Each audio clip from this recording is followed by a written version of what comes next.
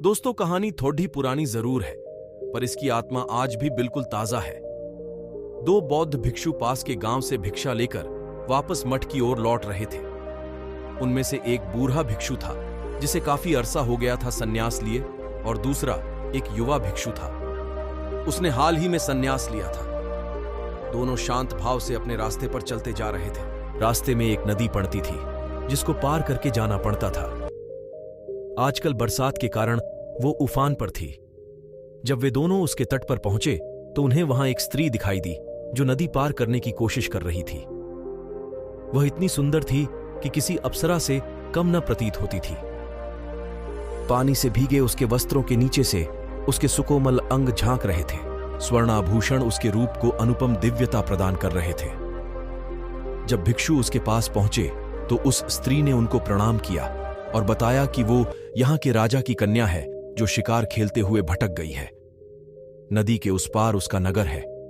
उसने विनती की कि कृपा करके मुझे इस नदी को पार करवा दें। नदी का वेग इतना ज्यादा है कि मैं अपने शरीर को संभाल नहीं पा रही। दोनों भिक्षुओं ने नदी की ओर देखा। किनारे के उबड़ खाबड़ पत्थर, तल की चिकनाहट और ऊपर से धारा का वेग, कुल मिलाकर उसे पार कर पाना किसी कोमल मनुष्य के लिए अत्यंत कठिन था। परंतु समस्या सिर्फ यही एक नहीं थी, समस्या एक और भी थी। भगवान बुद्ध ने भिक्षुओं को नारी से दूर रहने को कहा था, इसीलिए वो उसको पार नहीं करवा सकते थे। नारी स्पर्श से तो अब तक संचित समस्त साधना एक क्षण में नष्ट हो सकती थी। बूढ़ा भिक्षु अभी ये सब सोच विचार ही रहा था कि युवा भिक्षु आगे बढ़ा। उसने उस स्त्री को अपने कंधे पर उठाया और नदी में उतर गया। बूढ़ा भिक्षु ये सब देखकर हक्का बक्का रह गया। वो भी उसे विस्मय से देखता हुआ पीछे पीछे नदी पार करने लगा। युवा भिक्षु दूसरे किनारे पर पहुंच गया। उसने स्त्री को अपने कंधे से उतारा और उसे विदा दी। वह स्त्री भी उनको प्रणाम करके चली गई। युवा भिक्षु शांत भाव से मठ की ओर बढ़ने लगा। पीछे पीछे बूढ़ा भिक्षु भी तट पर पहुंचा। पहुंचते ही उसने युवा सन्यासी को उपेक्षा के भाव से देखा। बूढ़े भिक्षु की आंखों में क्रोध और दुर्भावना थी। उसने युवा भिक्षु की तरफ मुंह फेरा और शीघ्रता से मठ की ओर पांव बढ़ाने लगा। आवेग में चलते चलते वह विचार कर रहा था कि देखो, एक हम हैं जिन्होंने इतने साल तक अपने ऊपर किसी स्त्री की परछाई तक नहीं पड़ने दी, और एक ये है आजकल के युवा सन्यासी। स्त्री की छाया तो दूर, उसे स्पर्श भी किया, और सिर्फ स्पर्श ही नहीं, उसे कंधे पर भी उठा लिया। अभी मठ में जाकर भगवान बुद्ध से इसकी शिकायत करता हूं। ऐसे नीच को तो संघ से ही निकाल देना चाहिए, और भगवान बुद्ध से भी ये आग्रह करूंगा कि आगे से इन युवाओं को दीक्षा ही न दें। ये अपने ऊपर संयम तो रख नहीं सकते। यही सब सोचते विचारते मठ आ गया। वह तेजी से अंदर गया और भगवान बुद्ध से भेंट करने उनके पास गया। बुद्ध शांत मुद्रा में एक वृक्ष के नीचे बैठे थे। बूढ़े भिक्षु ने उन्हें प्रणाम किया और सारा किस्सा सुना दिया कि कैसे उस युवा भिक्षु ने उस स्त्री को नदी पार करवाई। संघ के सभी भिक्षु इकट्ठा हो गए। युवा भिक्षु को बुलाया गया।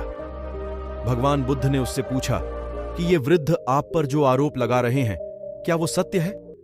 क्या आपने किसी स्त्री को अपने कंधे पर उठाकर नदी पार करवाई? अब यहां उस युवा भिक्षु ने जो उत्तर दिया वो समझने लायक है। उसने कहा, कौन स्त्री? अच्छा वो, हाँ, मैंने उसे नदी पार करवाई थी। परंतु भगवान, मैंने तो उस स्त्री को नदी के उस पार से अपने कंधे पर उठाया और इस पार उतार दिया था, पर ये वृद्ध भिक्षु तो अभी तक उसे अपने कंधे पर उठाए हैं।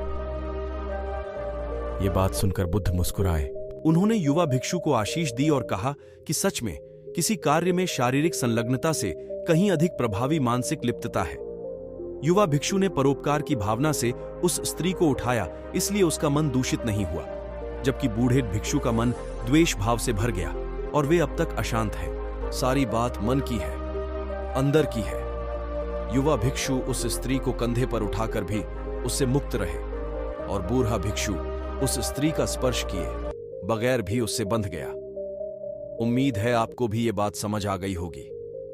अक्सर हमें अच्छा व्यवहार करने की शिक्षा दी जाती है, जबकि आपका मानसिक आचरण अधिक महत्व रखता है। तो दोस्तों, आप लोगों को आज की हमारी प्रस्तुति कैसी लगी, हमें कमेंट बॉक्स में जरूर बताइए, और वीडियो को लाइक और चैनल को सब्सक्राइब जरूर करें।